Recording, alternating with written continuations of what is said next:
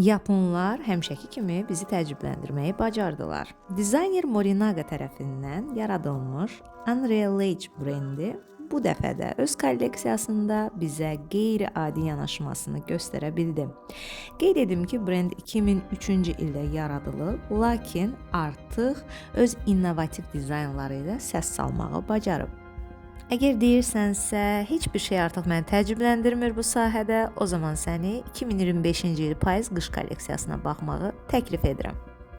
Bu dəfə qarşımızda LED işıqlarla parlayan geyimlər, xüsusən qara rəngli geyimlərin müxtəlif işıqlarla rənglərə, naxışlara, mesajlara çevrilməsi. Kolleksiyanın özü isə screen adlanırdı. Bəlkə də dizayner bizim dövrümüzdə ekranlara çox baxmağımızı referans götürmüşdü, bilmək olmaz. Və artıq deyim sizə ki, bu yanaşma moda dünyasında geyimlərin statik dizayn anlayışını tamamilə dəyişdirərək onları daha bir dəyişkən ifadə vasitəsinə çevirməyi bacarır. Salam, rəqəmsal emosiya.